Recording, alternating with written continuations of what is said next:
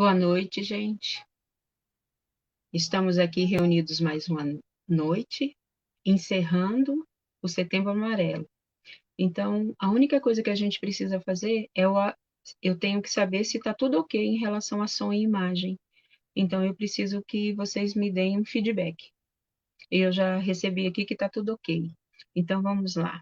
Eu sou Mariane, Mariane Lima ou Mariane Araújo, e vou encerrar a campanha do Setembro Amarelo do Lemana, Lar Espírita Maria de Nazaré. E é importante que a gente fale hoje sobre o tema, né, que o tema geral é o Setembro Amarelo, a questão do suicídio, mas hoje especificamente nós vamos falar sobre vida, a importância da vida, o sentido da vida, a grandeza da vida. Então, nós vamos fazer a prece inicial rogando a Maria Santíssima que nos auxilie, nos proteja e nos fortaleça nessa jornada evolutiva que é o viver. Que assim seja, graças a Deus. Então vamos lá, gente. Nós tivemos ao longo do mês de setembro 8 palestras, essa de hoje é a 8ª. Então nós tivemos companheiros que falaram sobre todas as temáticas, né? Wilson, Luiz, Dani, Robson, Alexandre, Bruno e eu, sendo que eu e o Wilson compartilhamos uma live juntos. Então, houve uma preparação dessa equipe de trabalho junto com outros trabalhadores, né? Porque para a gente estar aqui é muita gente envolvida, muita gente vibrando, de uma forma muito carinhosa.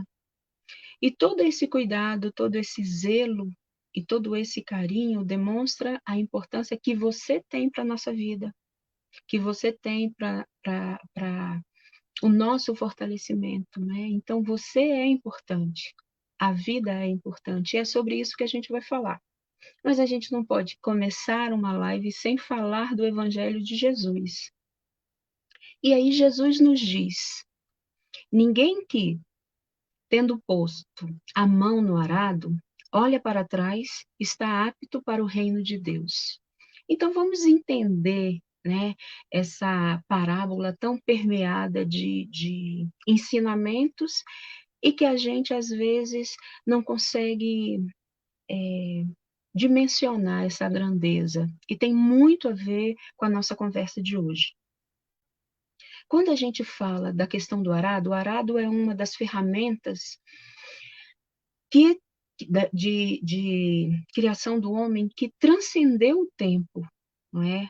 O arado é uma ferramenta de trabalho da época da antiguidade, né? Das civilizações antigas, que permeiam e continuam até hoje.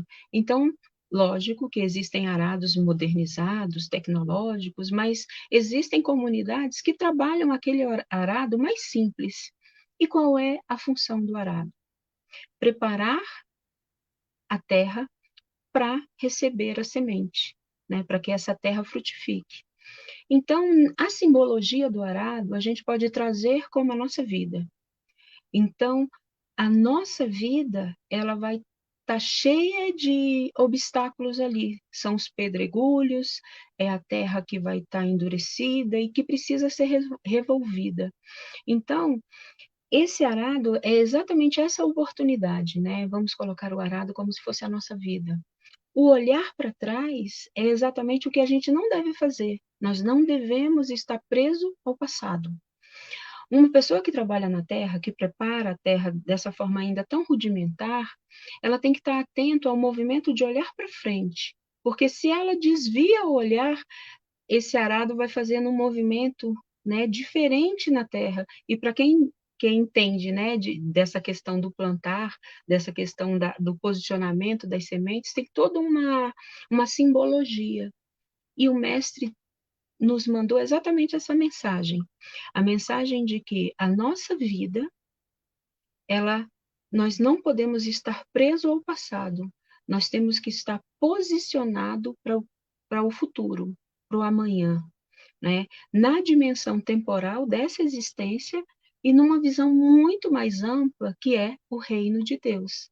A gente, em outra oportunidade, já falou que o reino de Deus não é uma conquista para agora, mas é uma conquista do porvir que se alicerça no meu hoje, na minha atitude de agora, não é? Então, muitas pessoas, diante dos dilemas que sofrem, que vivenciam, que experimentam, se sentem incapazes de suportar o peso desses dilemas e dessas dificuldades. Então, essas pessoas vão se esvaziando da vontade de viver, vão ficando enfraquecidas. Ou melhor, esses dilemas e dificuldades vão tomando conta do viver dessa pessoa. A pessoa está extremamente angustiada, sofrida, é, insatisfeita, mas vai passando por uma paralisação. Então, nós vimos várias temáticas correlacionadas ao suicídio. Nós vimos os dados estatísticos, nós vimos a questão do problema que as famílias, os enlutados, a questão da depressão. Nós vivenciamos a questão de como essa dor profunda que cada um de nós vivencia vai impossibilitando o nosso crescimento. Né? Como que algumas pessoas sofrem mais, estão mais fragilizadas com os processos, das escolhas, da identidade, da sua questão afetiva. Então, existe um dilema, um leque de dificuldades e de enfrentamentos que todos nós vivenciamos. A vida de ninguém é fácil. No entanto, algumas pessoas se fragilizam muito mais, não é? Em relação, ou melhor, não reagem diante dessas fragilidades, porque a fragilidade ela está embutida no nosso viver. Nós não podemos esquecer que nós estamos num planeta de provas e de expiações. Então, nós não vamos ter uma vida de facilidades, porque existe ainda o predomínio do sofrimento, e num orbe de regeneração, de expiação e prova, os espíritos que aqui habitam são espíritos extremamente endividados.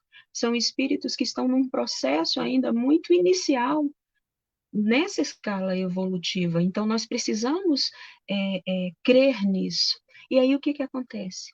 A gente acaba entrando num automático e esquecendo da coisa mais importante do viver, que é o processo de autoconhecimento. Então, eu tendo essa necessidade, de me conhecer, muitas vezes eu vou descobrindo coisas que eu não queria ver. Eu vou sentindo, eu vou percebendo a minha natureza. E isso gera frustração. Mas a frustração é uma necessidade, é uma etapa que a gente tem que vivenciar da vida, independente da faixa etária que a gente esteja, mas a gente começa a lidar com a frustração desde que a gente nasce. Quando o bebê chora e a mãe não pega no primeiro momento, ele vai se frustrar. No entanto, toda vez que ele chorar, a mãe pega, muito rapidamente ela vai descobrir que ela viciou o filho numa coisa que ela não vai dar conta. Isso passa a ser um problema. Então, lidar com a frustração vai nos fortalecendo. Mas isso não é um processo fácil, é um processo muito difícil, mas é necessário para que eu, enquanto pessoa mais amadurecida, eu consiga lidar com os nãos que a vida vai me colocar, seja na questão profissional, no relacionamento, em qualquer âmbito que eu viver, eu vou receber não. E eu tenho que ter uma resposta proativa para esse não que eu vou receber da vida. Porque se eu recebo um não e eu me fecho, eu centralizo os meus horizontes naquela questão do não que eu recebi, eu vou perdendo o sentido da vida. E o movimento é contrário. Tudo aquilo que eu vivencio é uma necessidade. Ou foi uma escolha minha nessa vida presente, em um passado, ou foi alguma coisa que estava envolvida a minha questão de uma outra existência.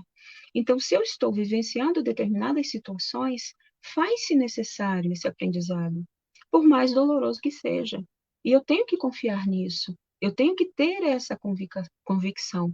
E aí existe Desde a antiguidade, na filosofia grega, em Sócrates, ele diz para a gente o quê? Conheça-te a ti mesmo. Então, esse processo de autoconhecimento é algo muito milenar, está dentro da natureza do homem. No entanto, muitos de nós fogem dessa proposta, porque isso é uma proposta de autoconhecimento e que está contida, inclusive, na doutrina espírita. É um dos pilares, esse processo de autoconhecimento. E o que tem a ver processo de autoconhecimento com reforma moral? Tudo a ver, porque eu só reformo aquilo que não está bom.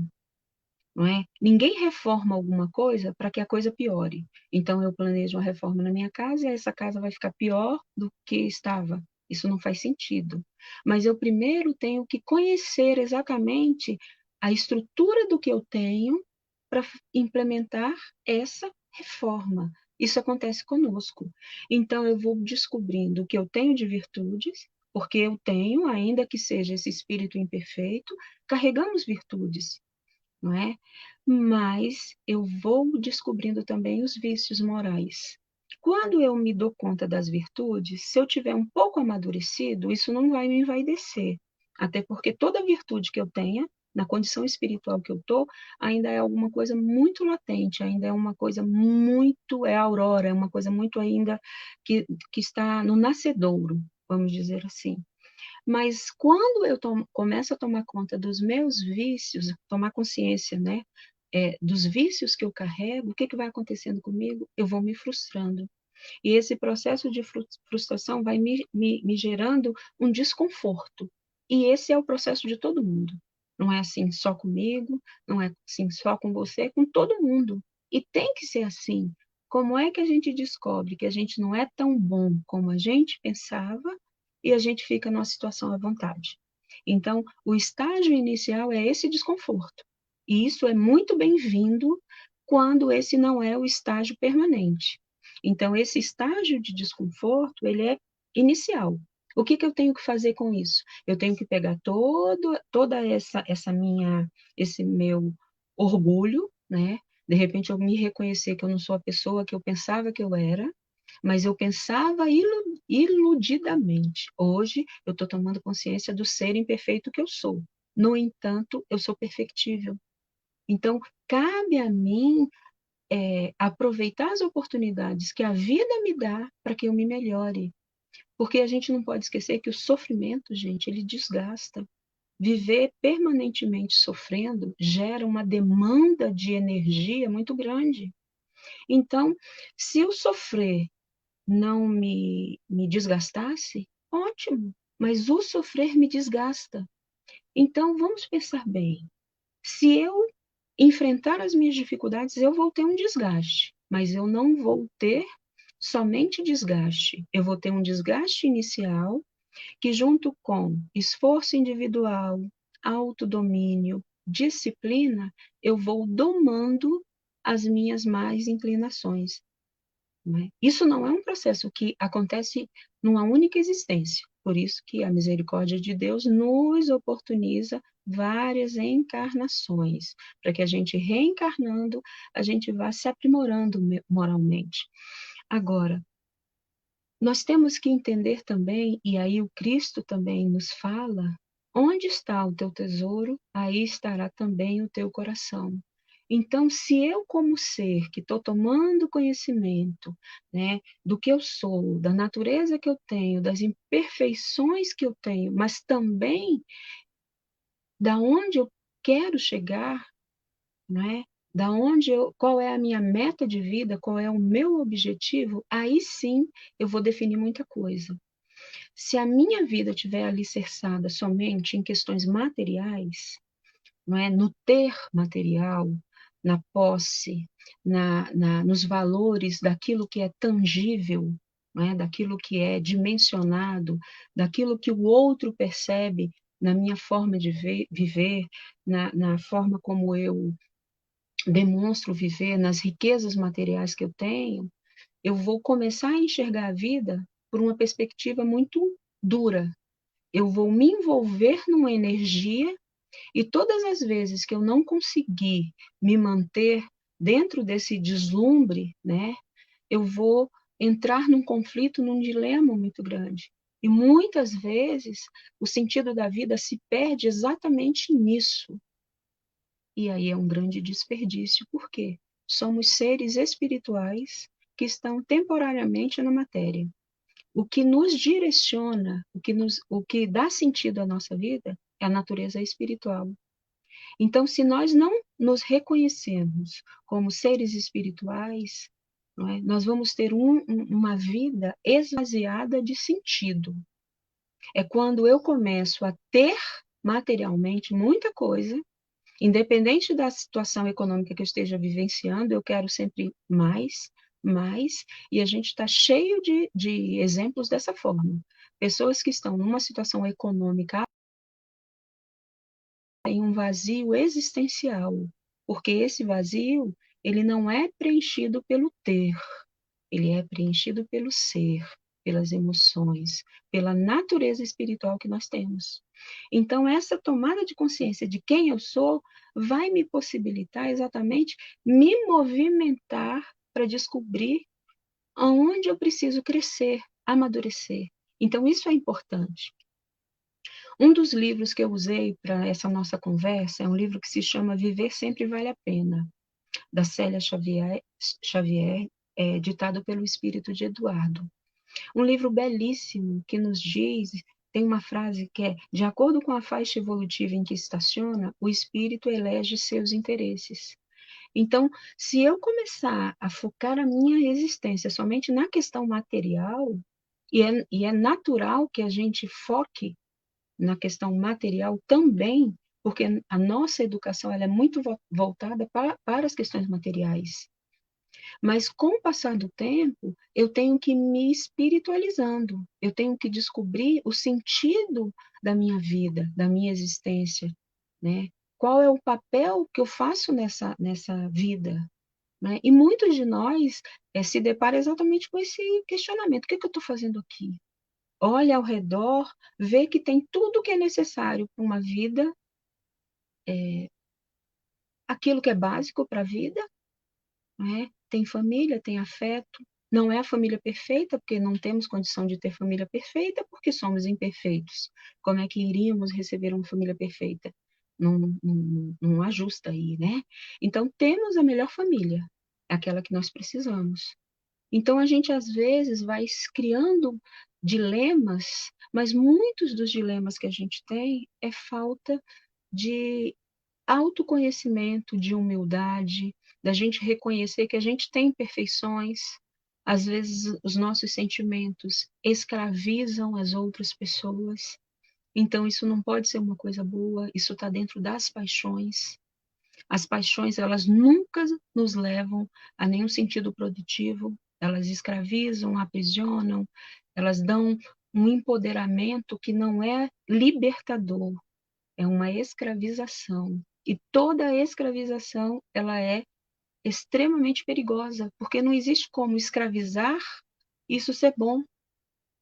Isso vai fazer mal, porque a coisa mais maravilhosa que a gente tem, com todas as limitações que esse conceito ainda tem para a gente, é liberdade. Não é? Então, todas as vezes que a gente vai tolir essa liberdade, a gente se angustia. Um exemplo claro é o que nós estamos vivenciando. Nossa liberdade ela foi limitada, não é? Em relação a essa questão do distanciamento social. E muitos de nós entrou em parafuso. Por quê? Porque eu não posso mais circular como eu queria, como eu gostava. Mas muitas vezes esse meu ato de circular, de me ocupar, passeando, trabalhando, me divertindo, era justamente o meu ópio, aquilo que eu usava para que eu não viesse nesse enfrentamento, não é? Para que eu me distraísse. Então, eu afirmo sempre que esse momento que a gente está vivendo não nos deu o que nós já tínhamos, potencializou a nossa realidade. Então, os conflitos, eles potencializaram. No entanto, existem pessoas que aproveitaram esse momento de conflito para se colocar em xeque, porque vinham, como diz minha mãe é nordestina, e ela fala um termo muito interessante que é o embromando. Embromando é quando você está ali cozinhando em banho-maria alguma coisa, porque você está protelando, você não quer se deparar com aquela situação, então você vai jogando para frente. E agora a gente se deu conta de que a gente precisa ter uma resposta mais positiva, de uma maneira mais perseverante, de uma maneira mais é, é, buscando o equilíbrio, né? A nossa saúde mental, que já foi comentada aqui por tantas pessoas nesse mês de setembro, por outras pessoas de outras instituições que não são só religiosas, não é? Falar de vida não cabe na fala religiosa, é uma questão de importância de uma riqueza que nós temos, que é o próprio viver. Mas eu também tenho que colaborar com isso. Às vezes eu quero receber tudo, mas o que de fato eu estou fazendo para que minha vida melhore? Muitas vezes eu não faço nada. Não é? Eu quero que a cura venha externamente das mazelas que eu enfrento, então eu não cuido da minha alimentação, eu não cuido dos meus pensamentos, eu vou me intoxicando nas minhas relações afetivas, né? E a gente falou disso, né, numa live passada, eu e o Wilson. Então é importante também a gente ir vendo que isso é uma construção, é um processo, é uma conquista. E toda conquista, gente, requer investimento, investimento em nós mesmos, né? E para isso a gente precisa ter coragem, né? E a gente tem no Evangelho contido textualmente assim: reconhece-se o verdadeiro espírita pela sua transformação moral e pelos esforços que emprega para domar as suas más inclinações. Então, quando Kardec grafa isso para a gente, ele nos mostra exatamente que é um desafio, né? Estar encarnado é um grande desafio, é um grande planejamento, né? A gente já falou e outras pessoas já falaram sobre essa oportunidade valiosa que é estar aqui encarnado. Existe um grandioso planejamento minucioso. E, de repente, quando eu me distancio, eu perco é, é, a oportunidade de valorizar tudo isso, ao invés de estar me libertando da dor, como eu acho, porque todo mundo que opta pelo suicídio, e não é opção, eu usei um termo errado, a única pessoa, os espíritos, as pessoas que veem no suicídio uma possibilidade, né, estão cometendo um equívoco, porque nós somos seres imortais, somos seres espirituais, e existe uma frustração muito maior do que aquela quando eu descubro que eu não sou a pessoa que eu achava que eu era. Isso gera frustração. Mas quando a gente está no plano espiritual, que a gente vai sendo cuidado e vai tomando consciência, não é? Existe um dissabor muito maior. Todos nós estaremos amparados espiritualmente. E Mãe Maria, ela coordena a legião de trabalhadores socorristas aos suicidas. Mas Mãe Maria nos deu um testemunho de coragem. Mãe Maria é generosa, mas ela não é generosa somente ao socorro dos suicidas. Ela é generosa no nosso fortalecimento diário. Então, roguemos a Maria que nos supra dessa coragem que a gente precisa ter, né, para esses enfrentamentos.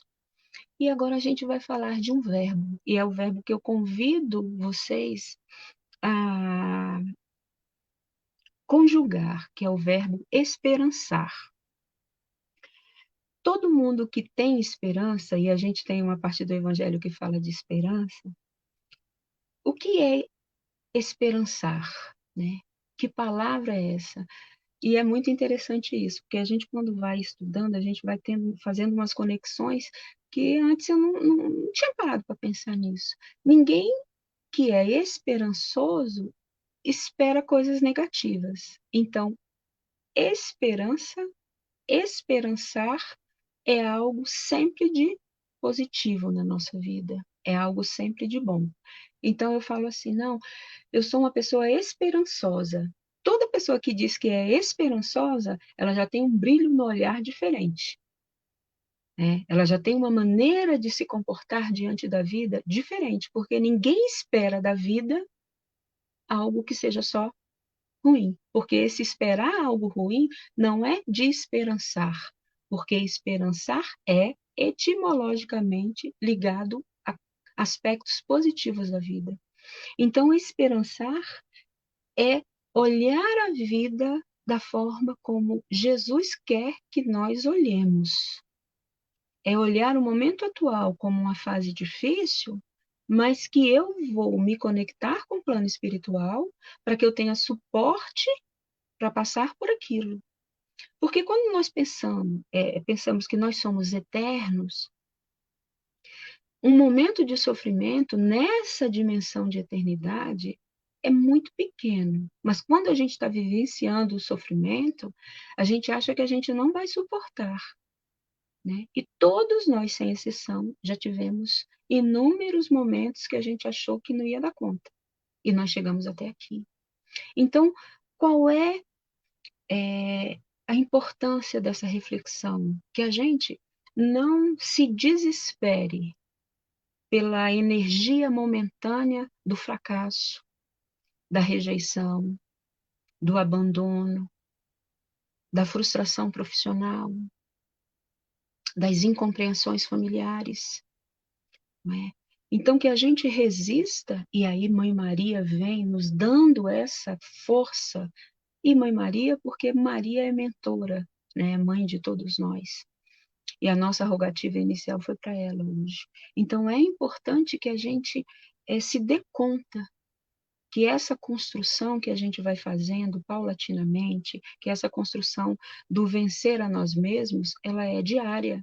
A cada encarnação nós vamos nos libertando dos grilhões que nos aprisionam. Só que a cada dia nós vamos vencendo a nós mesmos. Hoje eu comentei com a minha sogra quando eu cheguei aqui que a gente precisa ter coragem nesse enfrentamento. Então, hoje eu tenho uma prática que eu não tinha antes desse momento específico, que era de acordar de manhã e agradecer o acordar, né?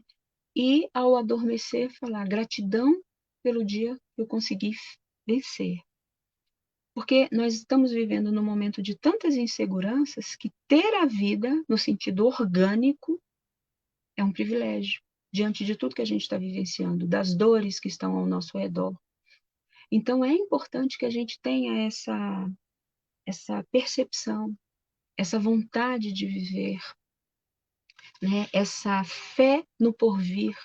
Eu tenho um amigo que sempre fala muito disso, Wilson, né? Na fé do porvir. E com ele eu aprendi e aprendo sempre muita coisa de positivo nesse sentido, que quando a gente crê nesse amanhã, esse momento de hoje é nada, né? Então, para que eu hoje seja avó, eu tive que enfrentar a luta da criação das minhas filhas, das dificuldades. Mas o que são as dificuldades na criação das minhas filhas diante da magia de ser avó?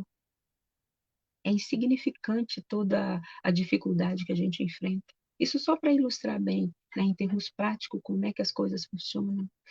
Muitas vezes a gente não se dá conta que nós vamos fazer uma falta enorme para as pessoas.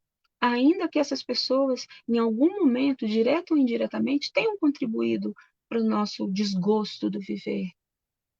Não é? Nós vamos fazer falta nos locais de trabalho, na convivência escolar, na intimidade com alguém, não é? Na nossa vivência como cristão. Então, é importante que a gente vá se dando conta disso tudo, não é? Porque muitas vezes a gente toma uma atitude e a gente não mensura, né?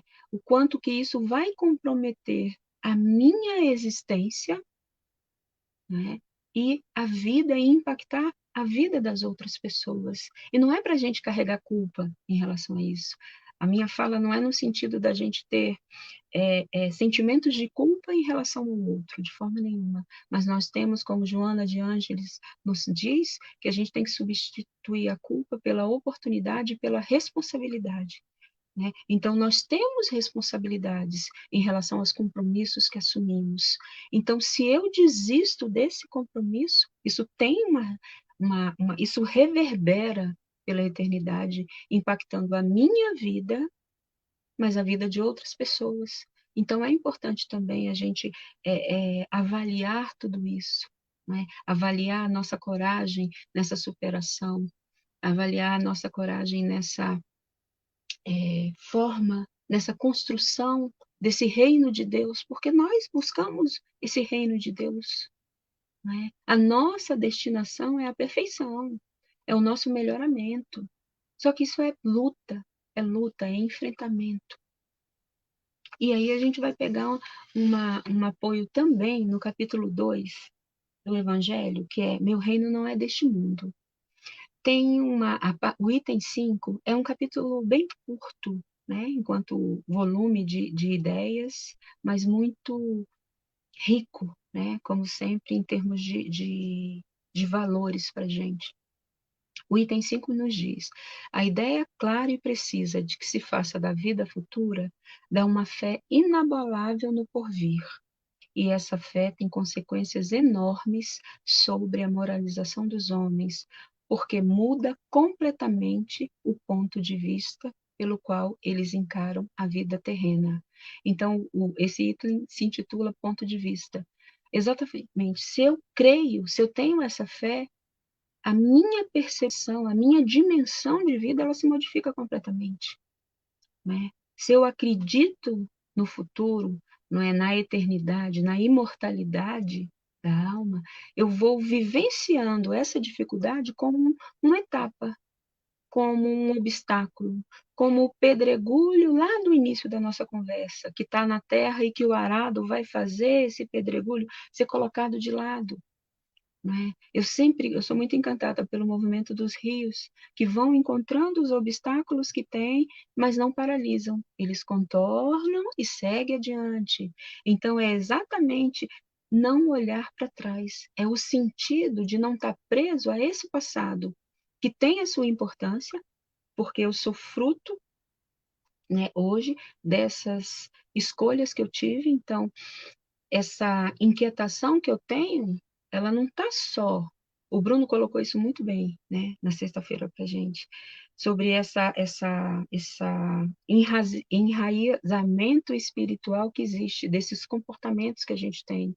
Isso não é uma questão dessa existência da Mariane, são cristalizações mentais que estão ali há muito tempo, pelos equívocos que eu já fiz como pessoa. Então, o que me cabe? E paulatinamente também desfazendo esses nós, porque são nós em cima de nós. E se eu for impaciente, né, eu vou acabar perdendo ali as estribeiras, é quando eu perco o sentido da vida. Né? Então, o que eu tenho que fazer? Eu tenho que usar da sabedoria, da paciência, de todas as virtudes contidas no Evangelho para ir tirando cada um desses nós. E na hora que eu vou retirando esses nós, eu vou visualizando as coisas boas que existem na vida. Porque se a gente for avaliar as coisas positivas que nós carregamos, elas vão também estar enumeradas. Ninguém só tem dificuldade na vida. Né? A própria oportunidade reencarnatória já é algo de grande valor. Então, nós não podemos aqui estar reforçando nenhum tipo de lamentação. Respeitamos, sim, o movimento às vezes, até de indignação que a gente tem com a vida. Isso é natural, porque todo mundo tem. Mas a gente não pode se prender a isso. A gente tem que ter elementos vibratórios para a gente buscar essa coragem. Por quê? A nossa vida é importante. Creia, você é importante. Sua vida é valiosa oportunidade, né, de crescimento, de aprimoramento moral. Suas dores podem ser suavizadas. Existem atendimentos terapêuticos para isso. Existem espaços né, de convivência, onde se fala daquilo que está inquietando, né? A gente às vezes só se dá conta das doenças emocionais quando a gente vivencia, né? A gente, quando. É aquela questão mesmo, quando você está grávida na rua, você só olha a mulher grávida. Quando você está com a perna quebrada, você só olha gente com a perna quebrada, né? A questão de sintonia, de atração de semelhante para semelhante. Então, quando a gente está vivenciando as dores emocionais e quando elas já são reconhecidas como uma patologia, a gente tem que buscar ajuda, tem que ter a humildade de falar, ó, não estou dando conta sozinha, vou buscar auxílio. E junto com esse auxílio, que tem pessoas especializadas para fazer esses atendimentos, existe um trabalho feito dentro das casas espíritas também de auxílio a esse processo, para que a gente não fique só na frustração, para que a gente veja exatamente essa oportunidade que a gente tem de ir além do momento da aflição. Estou aflita agora, mas eu não quero ficar aflita sempre. E quando a gente vai descobrindo essa força que a gente tem, e nós temos muito mais força do que a gente supõe, a gente só sabe a nossa força quando a gente começa a usá-la. Não é? Enquanto a gente está paralisado naquele medo, naquela insegurança, de certa forma, que não reclame, né, verbalmente, mas internamente está reclamando, a gente não dimensiona a força que a gente tem. É por isso que algumas pessoas dão exemplos de superação, porque elas não sabiam que podiam, né? Mas elas foram lá e conseguiram realizar, vencer essa etapa. E aí nós vamos nos fortalecendo ao longo do tempo. Existe um palestrante espírita que é uma pessoa muito rica. Eu me encanto muito com o que ele fala, com o que ele escreve, com a forma como ele vê a doutrina na nossa vida, né? Ele percebe e sente o espiritismo de uma forma muito afirmativa como libertador, como nenhuma forma de escravização. E ele tem um livro que se chama Psil, é um livro bem pequenininho, é um livro de bolso. É pequeno no tamanho, mas nas mensagens, no teor das mensagens é enorme. É o Adeilson Salles. Ele tem uma frase que está contida nesse livro que é bem curtinha, mas é muito impactante. É muito linda, é muito emocionante quando a gente se depara com ela, como eu me deparei, né, ao lê-lo. Ele diz o seguinte, ele afirma, Deus não criou coitados, mas filhos. Quando eu li isso a primeira vez, sabe quando a gente vai escorregando pela cadeira, assim, querendo ficar igual um avestruz, com a cabeça assim dentro do buraco? Foi essa sensação que eu tive. Eu me envergonhei de todos os sentimentos autodestrutivos, né, que a gente tem, porque a gente se destrói com tudo, no pensamento, na alimentação, nas reclamações que a gente tem. E aí a gente vê que essa frase, ela nos impulsiona para uma relação que é uma das mais bonitas da gente começar a construir, que é a relação de filho de Deus, de reconhecer Deus como nosso Pai. E se reconheço Deus como nosso Pai, somos irmãos. E aí o sentido de fraternidade começa a ser cristalizado na gente. Vai demorar ainda bastante tempo, muitas encarnações para que a gente se veja fraternalmente, no sentido pleno do que seja ser fraternal. Mas é um ponto de partida muito forte. Então, é importante que sempre que a gente se sinta enfraquecido, que a gente mergulhe dentro da nossa intimidade e fale, não, não é? Eu sou filho de Deus e não sou um coitado. Eu não sou uma vítima da vida. Eu sou alguém que por algum motivo está passando por esse sofrimento. E para a gente encerrar, né, porque já existe aí um adiantado da hora, eu escolhi uma música do Almir Sater e do Sérgio Reis, que é Tocando em Frente. Obviamente, não sou cantora, infelizmente, não domino os instrumentos, a arte de cantar, que é uma das mais que me adoçam a alma, né? É uma letra muito rica, não é? Uma letra, eu vejo que é uma das mais belas canções brasileiras. É uma das canções mais positivas que a gente tem, mas é uma das músicas também que nos remete à humildade de reconhecer, né? Todas as reflexões, tudo que a gente falou, né, está contido nessa letra, só que de uma forma muito mais poética, muito mais melodiosa. Às vezes, as palavras, né, que estão contidas na fala de uma pessoa, elas não conseguem reverberar em nós, porque a gente perde isso no campo mental, às vezes não toca tão no nosso emocional, mas a música tem essa capacidade, né? Então, muitas vezes, um verso, uma melodia ficam ali, e foi exatamente para isso que eu escolhi essa música, né? Então, eu vou ler alguns versos, porque no momento em que a gente se sentir fragilizado, verseja mentalmente essa letra, que eu tenho certeza que ela é um recado do plano espiritual, de uma força, de uma grandeza, porque é assim que a gente tem que ter, é a postura de vida.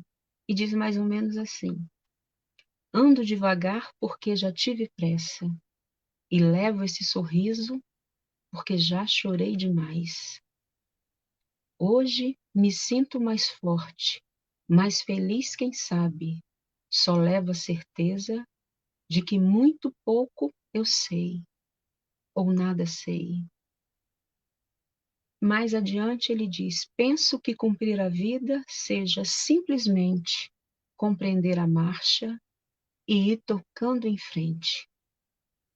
Como um velho boiadeiro, levando a boiada, eu vou tocando os dias, pela longa estrada eu vou, estrada eu sou. Então, eu me emociono, né, com esses versos, porque tem uma história, inclusive, familiar com esses versos, né? Então, é importante que a gente não desista. Pense que você é importante. Se você não fosse importante, nós não teríamos destinado tanto tempo para falar de um tema que ainda gera tanto desconforto.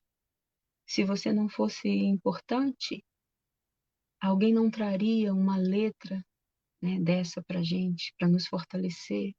Se você não fosse importante, as pessoas não teriam saudade de você, né? Então, vamos fazer valer esse sentido, né, de estar na vida, de fazer parte dessa oportunidade reencarnatória. Então, que a espiritualidade amiga nos abençoe, que possamos ser pessoas mais positivas, né, e que a espiritualidade amiga nos proteja sempre. Então, eu desejo a todos uma boa noite, boas reflexões, e viver vale a pena, com certeza. Tchau, gente.